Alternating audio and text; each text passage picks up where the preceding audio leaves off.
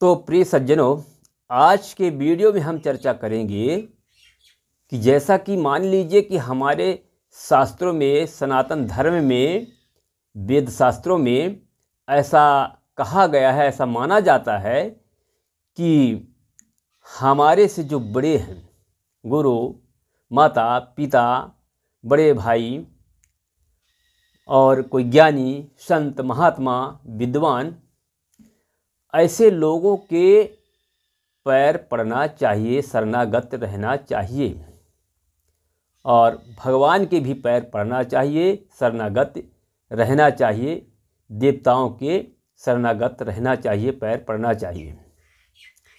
तो आखिर इसका क्या रीज़न है? और प्रिय साथियों, बहुत से लोग ऐसा तर्क में कह भी देते हैं कि भगवान को कुछ देना है तो वैसे दे दे, क्या कोई ज़रूरी है कि हम शरणागत रहें, चरणों में झुकें और भक्ति वंदना करें? देना है खुशी से दे दे। इससे क्या मतलब निकलता है कि हम शरणागत हों भगवान के, या कि किसी अपने से जो बड़े हैं उनके, जिसको जो देना है उसे दे दे खुशी से। ऐसा तर्क करने वाले प्रिय साथियों करते हैं।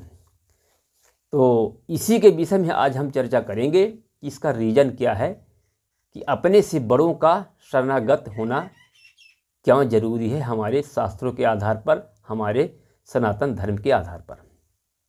तो प्रिय सज्जनों, जैसा कि कोई भी वस्तु कहीं पर रखा हो तो वह वस्तु नीचे की ओर जाती है, और जब वह नीचे की ओर जाती है उसकी गति होती है और उसमें ऊर्जा होता है। जैसा कि मान लीजिए कि हमने बांध बनवाया और बांध बनवा कर उसमें बिजली तैयार कर रहे हैं। जैसा बांध बनवा कर उसमें ऊपर से पानी नीचे की ओर बहाव किया जाता है, और जब पानी ऊपर से नीचे की ओर बहता है तो वह पानी के बहने में बड़ी ताकत होती है, ऊर्जा होती है, और उसी ऊर्जा को फिर अपने उपकरणों के द्वारा, मशीनों के द्वारा बिजली में कन्वर्ट कर दिया जाता है। और फिर बिजली का उपयोग तो आप जानते ही हैं संसार में कि कितना है। लगभग देखा जाए, माना जाए तो बिजली से हर काम लगभग होते हैं। ऐसा कोई काम नहीं जो बिजली से ना होता हो, लगभग बहुत काम होते हैं बिजली से।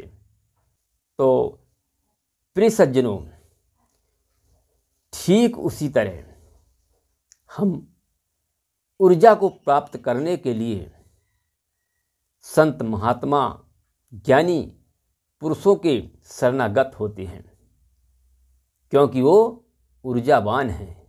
जैसा संत, महात्मा, ज्ञानी भगवान की भक्ति तपस्या करते करते ऊर्जावान हो चुके हैं, उनमें ईश्वरीय शक्ति आ चुकी है, और उसी शक्ति को प्राप्त करने के लिए हम शरणागत होते हैं। क्योंकि जब हम उनके शरण के नीचे मस्तक झुकाएंगे ना, तो तभी तो उनकी ऊर्जा हमारे शरीर पर आएगी और हम भी ऊर्जावान बनेंगे, हमारा भी भविष्य अच्छा होगा, उज्जवल होगा।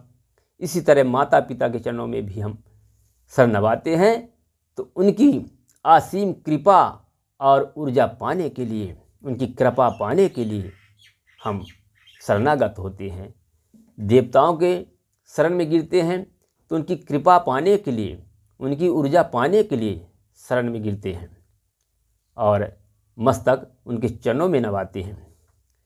तो प्रिय सज्जनों, शायद यह वीडियो से समझ में आया होगा कि हम अपने से बड़े लोगों का, विद्वानों का, ईश्वर का, देवताओं का, गुरुजनों का पैर पड़ते हैं, शरणागत होते हैं। तो इसीलिए होते हैं कि उनकी ऊर्जा प्राप्त करने के लिए कोई भी ऊर्जा, कोई भी बहाव, कोई भी ताकत ऊपर से नीचे की ओर आती है। जैसा हमने अभी एक बांध और बिजली निर्माण का उदाहरण दिया। तो प्रिय सज्जनों, ये रहा आज का वीडियो। फिर अगले वीडियो में हम मिलेंगे। जय हिंद, जय भारत, जय श्री राम।